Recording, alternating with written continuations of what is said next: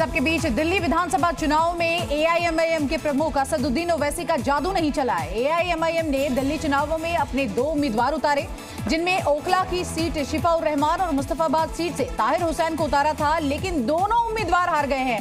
दोनों उम्मीदवार दिल्ली दंगों के आरोपी है और तिहाड़ जेल में बंद है। हालांकि हमने देखा था लगातार ओवैसी उनके लिए प्रचार प्रसार कर रहे थे। हमारे सहयोगी सैयद मुबस्सिर हमारे साथ जुड़ गए हैं। मुबस्सिर, आपसे ही पूछना चाहूंगी कि ओवैसी लगातार प्रचार प्रसार कर रहे थे, क्या हुआ, जादू नहीं चल पाया?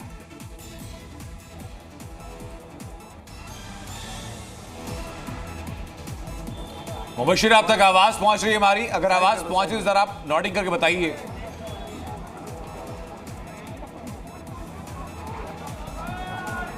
लोगों को वहां पर रोक रहे हैं फ्रेम के बीच में आने से, समझ सकता हूं भीड़ वहां पर काफी है। मुझे बताइए मुबस्सिर कि कम से कम एक बात तो तय होगी। उम्मीद लगाई जा रही थी, कहीं ना कहीं वो उम्मीद पूरी तरीके से फेल होती नजर आई। यानी साफ तौर पे असदुद्दीन ओवैसी का जादू नहीं चल पाया। जी मुबस्सिर, एक बात तो यानी तय हुई कि असदुद्दीन ओवैसी जो सेल्फ प्रोक्लेम्ड मसीहा बन गए थे मुसलमानों के, ये प्रोजेक्ट कर रहे थे, वो नकार दिया दिल्ली ने।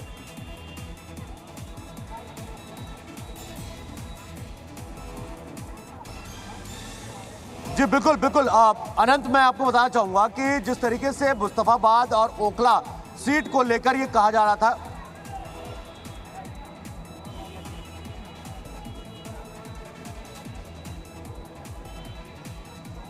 बिल्कुल ये कहना गलत नहीं होगा कि एक बार दोबारा से ओखला की बात से शुरुआत करूं तो अमानतुल्लाह खान पर तीसरी बार भरोसा जताया है, यानी ये साफ कहा गया। लेकिन दूसरी तरफ मुस्तफाबाद की बात करूं तो ये उम्मीद से बिल्कुल परे नतीजे हैं। यानी जिस तरीके से लगातार ताबड़तोड़ रैलियां हो रही थी, जिस तरीके से जनसभाएं हो रही थी, चाहे इम्तियाज जलील हो, खुद असदुद्दीन ओवैसी है, एक डेरा डाला गया था 10 दिन के अंदर, लेकिन जो भीड़ देखने को मिल रही थी, जो माहौल बनाने की, वो वोटर की शक्ल में कन्वर्ट नहीं हो पाई, जिससे बड़ा झटका जरूर लगा है। ठीक है मुबस्सिर, लौटेंगे आपके पास, लेकिन सर क्या ये माना जाए कि मुस्लिम बाहुल इलाकों में मुस्लिम प्रत्याशी उतारने के बाद भी जिस तरह से ओवैसी नकारे गए हैं, इसके बाद आगे के चुनाव में उनके लिए और भी ज्यादा मुश्किलें होने वाली है, क्योंकि अब तो खुद अपनी कौम के लोग उनको नकारते हुए नजर आ रहे हैं? देखिए, मुझे ऐसा लगता है कि जितना परसेप्शन में लोगों के है कि बिल्कुल हिंदू मुसलमान ऐसे है, अब ये डेटा पूरा जब आएगा तब देखेंगे, लेकिन ऐसा जमीन पर मुझे लग नहीं रहा है कि जो नतीजे आए हैं, बहुत सारे जहां पर माइनॉरिटी डोमिनेंट कॉन्स्टिट्यूंसी है, वहां भी बीजेपी को 5 से 7% का वोट में देख रहा हूं मिला है। तो देखिए, बड़ा स्वाभाविक होता है, लेकिन अभी ओवैसी जो राजनीति चल रहे हैं, वो राजनीति के लिए अभी कोई उस तरह की जमीन नहीं है। कोई ये कहना, मैं इस बात के लिए हमेशा इस देश के मुसलमान का एक मामले में तारीफ करता हूं कि आज़ादी के बाद से आज तक मुसलमान का नेता हमेशा हिंदू रहा है। देखिए, नेहरू थे, उसके बाद इंदिरा गांधी रही, उसके बाद आप देखें जगजीवन राम रहे, उसके बाद हेमवती नंदन बहुगुणा, मुलायम सिंह यादव, ममता बनर्जी, लालू यादव, नीतीश, उसने हमेशा बीजेपी की बी पार्टी की बार-बार कहा गया। मैं वही कह रहा था, तो कम से कम ये रहा है कि हमेशा उसने किसी न किसी उनको फॉलो किया है हमेशा से।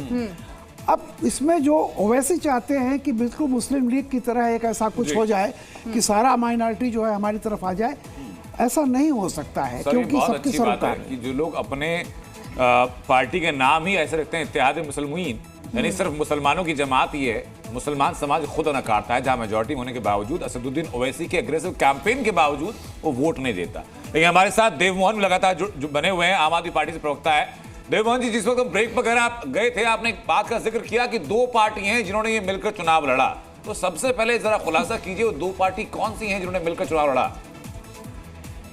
मैं साधना जी, उसके बाद मैं आपके पास आ रहा हूं। देखिए, सबसे पहले तो भाजपा के जो प्रवक्ता हैं, उनको जीत की बहुत बहुत बधाई। दिल्ली की जनता ने उनको मैंडेट दिया है, उन पर विश्वास दिखाया है, तो दिल्ली की जनता की सेवा करें। मैं सिर्फ यही नहीं कह रहा हूं कि 2 पार्टियां, पूरा का पूरा सिस्टम मिलकर लड़ रहा था। आपने देखा होगा कि चुनाव आयोग, दिल्ली पुलिस और तमाम संस्थाएं जैसे ईडी, सीबीआई तक का इस्तेमाल इसमें पिछले 6 महीनों में सिस्टम कोई राजनीतिक दल थोड़ी है देवमोहन जी। अगर आप मिलकर लड़ रहे थे, साधना जी, उनकी बातों से क्या आप इत्तेफाक रखती हैं? मिलकर लड़ रहे थे आप सभी लोग, तो यानी जनता को मूर्ख बना रहे थे आप लोग। देखिए, सबसे पहली बात मैं इसीलिए आंकड़ा दे रही थी, आम आदमी के आदरणीय प्रवक्ता बैठे हुए, मैं उनसे कहूंगी 0.4% का अंतर था हार जीत में हरियाणा में। उस समय हमने तो नहीं कहा आपसे कि आप भाजपा की बी टीम बनकर आपने चुनाव लड़ा, नहीं तो हम जीत जाते हरियाणा में। जिस तरह की बातें की जा रही है, देखिए पहले अरविंद केजरीवाल पहले खुद टोपी पहनते थे, फिर उन्होंने झूठ फरेब की टोपी दिल्ली की जनता को पहनाना शुरू कर दिया। अपने बच्चों की कस्में खा के ये कहते थे कि भाई मैं कभी चुनाव नहीं लड़ूंगा राजनीतिक, मैं बंगला नहीं लूंगा सरकारी, मैं गाड़ी नहीं लूंगा। 2 प्रदेशों की उन्होंने सुरक्षा लेने का काम किया, शीश महल कोरोना में बनवाने का काम किया। तो इससे उन्हीं की विफलताओं के कारण उन्होंने हार। भाई कांग्रेस तो जब INDA गठबंधन का गठन हो रहा था, तब क्या आम आदमी पार्टी पर जो आप आरोप लगा रही हैं वो वॉशिंग मशीन से धुल गए थे साधना जी?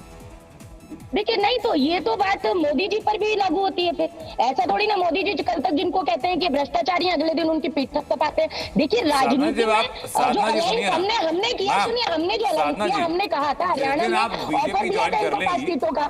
ये चाहते हैं, हमें आम आदमी पार्टी चाहती तो दिल्ली में क्या थी, लेकिन नहीं आई ना सर। साधना जी, जिस दिन आप बीजेपी ज्वाइन कर लेंगे तो बीजेपी वाले सवाल हम आपसे पूछ लेंगे। फिलहाल आपसे तो वही पूछा जाएगा मैम जो कांग्रेस से संबंधित है, वही सवाल शिवांगी ने पूछा है। मैं कौन सी पार्टी ज्वाइन करूंगी, क्या नहीं करूंगी, मैं कांग्रेस की राष्ट्रीय प्रवक्ता हूं, आज से नहीं 2004 से कांग्रेस पार्टी में हूं, बचपन से। ये वाला टिप्पणी आप जरा संभल कर करें। दूसरी बात मैं कोई गलत टिप्पणी मैंने नहीं की है। शिवांगी ने आपसे स्टूडियो से सीधा कांग्रेस के बारे में सवाल पूछा गया था, आप उसका सहजता से उत्तर दे दीजिए। आपके आधार पे किस तरह की बात करते हैं आप बीजेपी में आ जाएंगे। मैं बीजेपी पर आरोप लगाने के लिए बैठी हूँ, कांग्रेस की राष्ट्रीय प्रवक्ता हूँ, मैं बीजेपी की बात नहीं कर रही हूँ। मैं बीजेपी पर एक आरोप लगा रही हूं। आप बीजेपी पर लाख आरोप लगाइए, आप स्वतंत्र हैं, ये प्रवक्ता धर्म है आपका, आप लाख आरोप लगाइए, लेकिन कम से कम इतनी बख्शीश हमें दीजिए कि जब आपसे कांग्रेस के बारे में हम सवाल पूछें तो आप सहज शब्दों में अपनी पार्टी की नीति के बारे में बता दें।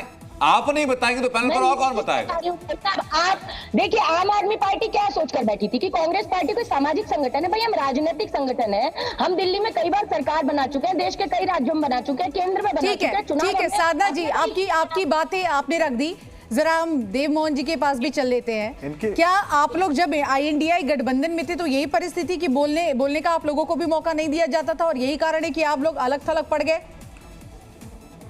क्या किस तरीके का सवाल पूछ रहे हैं? नहीं, बिल्कुल ऐसा नहीं है। देखिए देश सवाल है साधना जी, उनको तो बोलने दीजिए, अपने हिस्से का बोल चुकी हैं। क्या सवाल है? आपके पास सवाल ही नहीं है। आप अलग ही तरीके का, हमने अब आप मुझे पत्रकारिता सिखाएंगी साधना जी, आप मुझे पत्रकारिता सिखाएंगी? मैं आपको पत्रकारिता सिखाने नहीं बैठी। नहीं, आप मुझे पत्रकारिता सिखाएंगी, मैं आपको राजनीति नहीं सिखा रही हूँ, तो आप कृपया करके मुझे पत्रकारिता ना सिखाएं। नहीं सिखा रही हूँ, मैं सिर्फ आपसे इतना कहना चाह रही हूँ कि कांग्रेस पार्टी एक राजनीतिक संगठन है, अपने अपने तरीके से चुनाव लड़ा। आम आदमी पार्टी ये ठीकरा हम पर नहीं फोड़ सकती, मैं इतना कहने का प्रयास कर रही हूँ। हम अपना जो अवलोकन हमें करना है, आत्म समीक्षा, आत्म अवलोकन हमें करना है, वो हम करेंगे। लेकिन आम आदमी पार्टी आपकी आत्म समीक्षा, आत्म अवलोकन के लिए एक ब्रेक के बाद मैं कुछ और फैक्ट्स लेकर आ रहा हूं साधना जी, उन फैक्ट्स पर भी बात होगी और कुछ और सवाल होंगे जो आपके लिए होंगे। रहिएगा हमारे साथ, थोड़ी से ब्रेक का वक्त है, लौट रहे हैं वापस।